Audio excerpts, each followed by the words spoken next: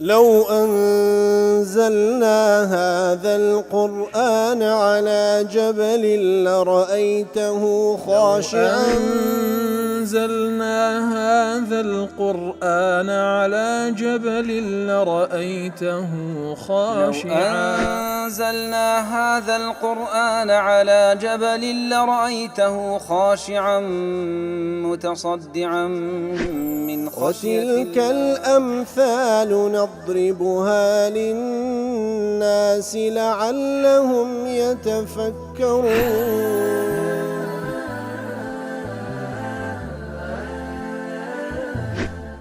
الحمد لله والصلاة والسلام على رسول الله وعلى آله وصحبه ومن والاه. السلام عليكم ورحمة الله. برزنا خوش حالم لواني نوصت ونوصدا لواني كاين تفسير القرآن في رزبهم وخزمتان ومن بس رضا من دي رب العالمين وهي ودان بأوي آزي السودي لور بقرن. أعوذ بالله من الشيطان الرجيم. بسم الله الرحمن الرحيم. إن شر الدواب عند الله الصم البكم الذين لا يعقلون. بەڵێ خۆشەویستان لە ئاتەکانی پێشووتر خوای گەورە باسی لە کەسانێک کرد کەوا دەڵێن جۆمان لێ بەڵام جۆلێبوونێکەوە ئیستیجابەی لەگەڵدانێکەوە بە تەکید باسی کەسانش پێ باوەڕە. اینجا لە دوای ئەوە دەفەرمی بێگومان خراپترینی جان لەبەر ئەوەی کەوا پێ لەسەر زەویدا دەنێ لای ڕەب العالەمین خراپترین جان لەبەر ئەو کەسانن کەڕن بەرامبەر بە حەق لاڵن بەرامبەر بە گوتنی حەق ئەو کەسانی کەوا عەقلیان نییە حەق تێبگەن و وەربگرن. إن شر الدواب وەکو لە قاسمی دەڵێ ئەی ما يدب على الأرض أو شر البهائم کەواتە خراپترینی جان لەبەر ئەوەی کەوا پێ لەسەر زەویدا دەنێ عند الله وەکو لە تەفسیری با بڵێین سعدی دەڵێ من لم تفد فيهم الآيات والنذر ئەو کەسانەی کەوا ئاياتەکانی رب العالمین و ئینذار و ئاگادارکردنەوەکانی رب العالمین ئەوان سوودی لێوەرناگرن. چێن ئەوانە؟ وهم وەکو لە تەفسیر سعدی دەڵێ الصم البكم الذين لا يعقلون. الصم وەکو لە قاسمی دەڵێ عن سماع الحق جۆی هەیە هەموو شتێک پێجۆ لێ دەبی بەڵام حەق نابیستی، یعنی حەق کە باز دەکرێ ئەو گرنگی پێنادا وەکوەی هەر نایبیستی. البكم أي عن النطق به لاڵن لە ئاستی حەق زمان با بڵێن حەق بەسە زمانی دانایە. الذين لا يعقلون أي لا يفهمونه تێی ناگەن. وەکو لە درێژەی تەفسیرەکەیدا لە قاسمی دەڵێ جعلهم تعالى من جنس البهائم. رب العالمين باسیان دەکا ئەوانەکەوە لە جنسی ئاژەڵ و گیان لەبەرن لصرفهم جوارحهم عما خلقت له لەبەرەوەی ئەو جەوارحانە لە گوێ و لە زمان و ئەو عەقڵی کە پێیان بەخشرایە بەگشتی لە بۆی کەوا عیبادەت خوای گەورەی پێ بکەن، بەڵام ئەوان سەرفی دەکەن لەو وەزیفە. واتە لەو وەزیفەی کە لە بۆیان دانرایە کەوا ئەو جۆی حەق ببیستی پێی نابیستن، ئەو زمانە حەق بەسە زمانی دابێ پشتیوان ناکە، ئەو عەقلە تاوەکو حەق تێبگا و کاری پێ بکە نایکا. لێ خوای گەورە جعلهم من جنس البهائم ثم جعلهم شرها ئیتر نەک هەر وەکو بەهائیمن ئەوانە بەڵکو خراپترینی جان لەبەرەکانن لأنهم عاندوا بعد الفهم وكابروا بعد العقل. لەبەرەوەی پاشی تێگەیشتن ئەو عنادی دەکەن، پاشی ئەوەی کەوا تێی دەگەن و بە عەقلیان فامی دەکەن ئەوجا خۆیان پێ گەورەترە و تەکەببر لەسەر حەق دەکەن. وفي ذكرهم في معرض التشبيه بهذا الأسلوب غاية في الذم کەواتە کاتێکەوە بەو شێوەی خوای گەورە دەیان شبهێنی بە خراپترینی گیان لەبەر و خراپترینی ئەوەی کەوا لەسەر ڕووی زەوین، کەواتە ئەو پەڕی زەم و ئەو پەڕی بەو پەڕی شێواز باسییان دەکات کەوا لە بۆوان کەم و کورتی تێدایە. وقد كثر في التنزيل تشبيه الكافرين بنحو هذا. لە قورئانی پیرۆز لە چەندین جێگایان خوای گەورە باس لە کافرەکان دەکات بەو شێوەیە وكل سورة البقرة دفن ومثل الذين كفروا كمثل الذي ينعق بما لا يسمع إلا دعاء ونداء كواتا هاو شوي كساني كافر وكو شوي أو آجاليه كاتك كوالا لا شوانا كوا دنجي لبو درددري بما لا يسمع بلام أو آجالة تنها شتيك دبستي دعاء ونداء تنها جوي لدنجيك دبي إتر أجر برو سربرينيش بيبا أو نازاني ما بستكتسيا مجرد شتيك دبستي لشوان ككواتا كسي كافريش بوشوي فامناكا وكل سورة أعراف دفرمي أولئك كالأنعام بل هم أضل أوان كسانكن وكو جان لبركان وانا بالكو قمراتريشن لبر براستي جان لبر أو ياخد حيوانات آجل أو وظيفيك لبوي داندرا جيب جيدكا بلام أو إنسان كاتك لو وظيفيك لبوي داندرا جيب جيناكا بالكو بدواي هواو آرزوكانيتي فعلا لآجل قمراتره الذين لا يعقلون وكل تفسيري السعدي له الذين لا يعقلون ما ينفعهم أو اشتكوا سودي لبو أوان هيتينا جن ويؤثرونه على ما يضرهم كواتا أو اشتا كواسودي لبو أوان هيتينا جنو أوي هل نابجيرن لسر أو اشتكوا زيان لبويان هي بلكو بيتسوانو وذكر لو يدفن فهؤلاء شر عند الله من جميع الدواب لو أو كسب بيبا ورانا كبو الشوي هل سكو دكن أوانا لا رب العالمين عند الله لا رب العالمين خراب تريني جان لبركانا لأن الله أعطاهم أسماعا وأبصارا وأفئدة رب العالمين جوي بيداينا تاي بيداينا وهروها أفئدة ودلشي بيدانا كواتوانا وسائلي دركردنا بحق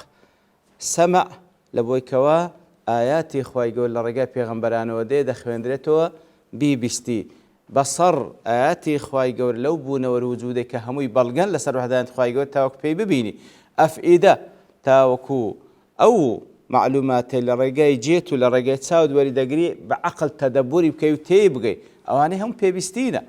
هموي بيبخشينا لبوتس بيبخشينا ليستعملوها في طاعة الله لبو هند بيبخشينا تاوكو لجورالي الله تعالى بكاربين بلام أوان سيانكر فاستعملوها في معاصيه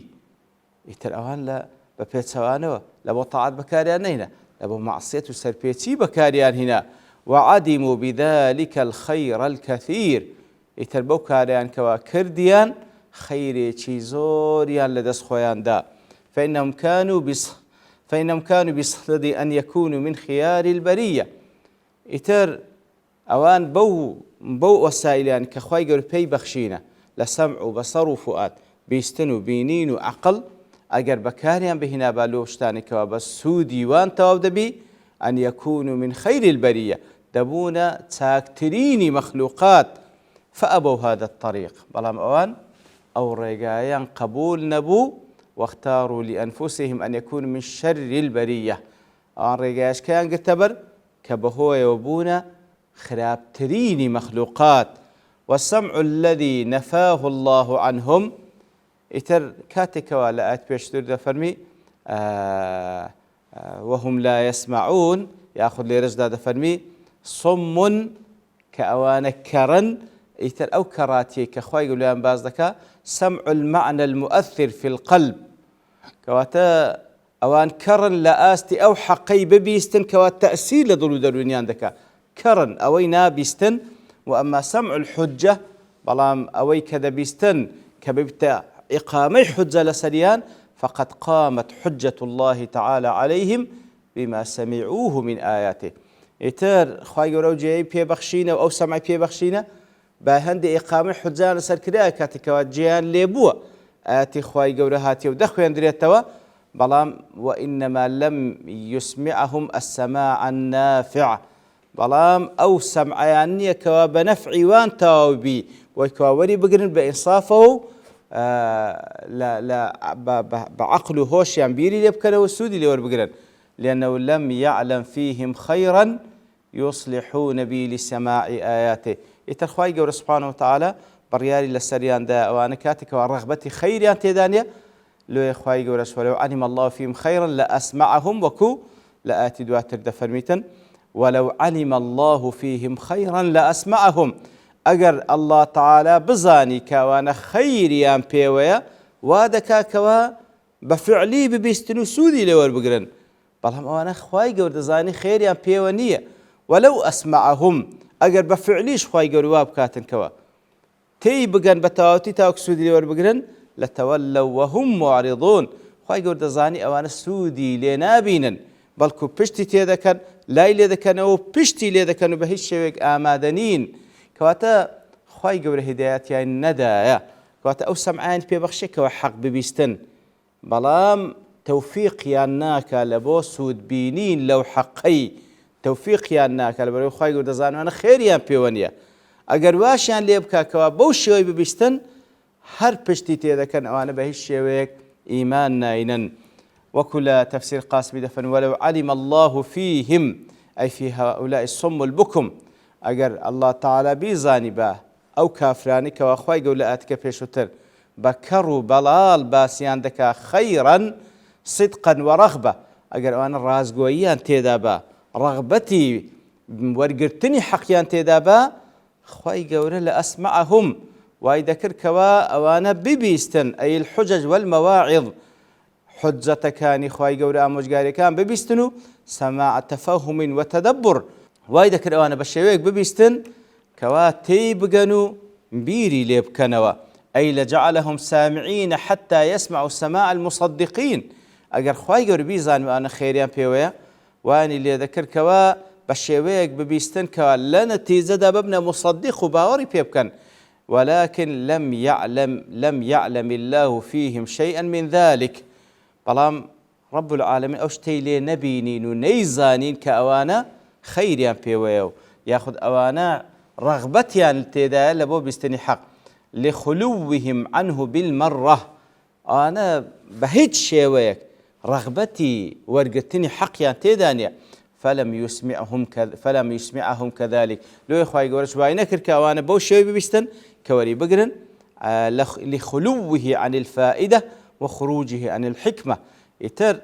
خوي يقول لو وايكر اوانا بو شوي ني بيستن كوزان خير يا بيوني رغبتي ان تيدانيه كوا حق بيستن وري بقرن يتر خوي يقول سبحانه وتعالى لو واينكر كوانا بو شوي بيستن چون كغرواشي كذبه هيز فائده هيج حكمة شيتيدا ندبوا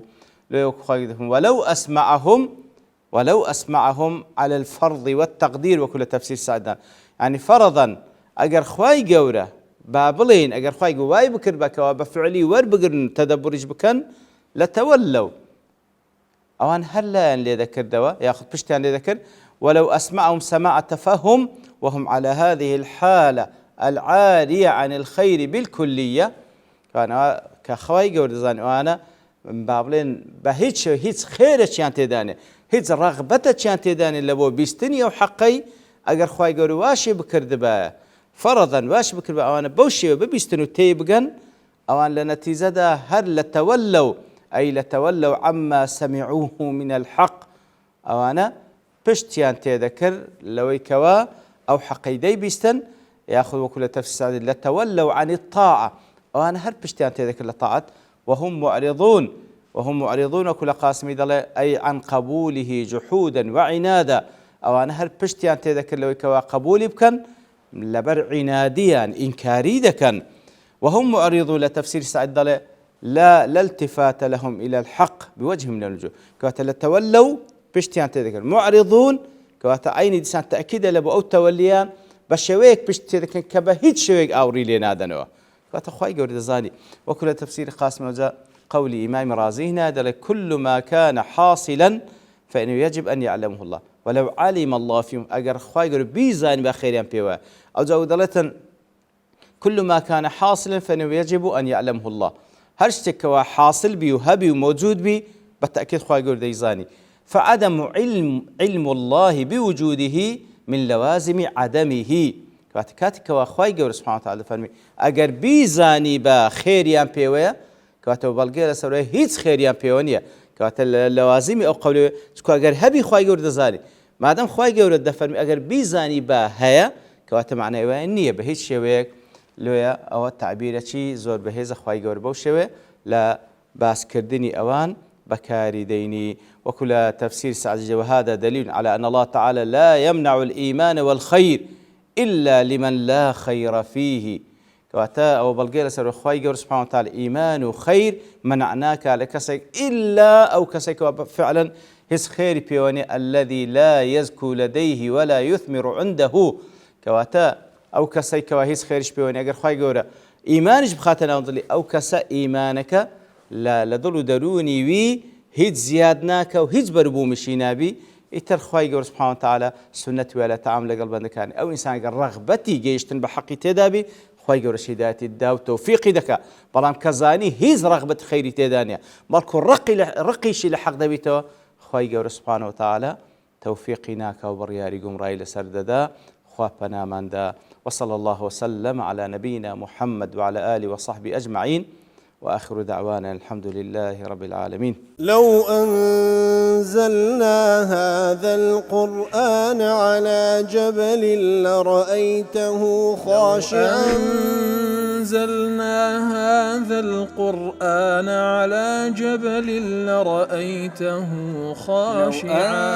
أنزلنا هذا القرآن على جبل لرأيته خاشعا متصدعا من وتلك الأمثال نضربها للناس لعلهم يتفكرون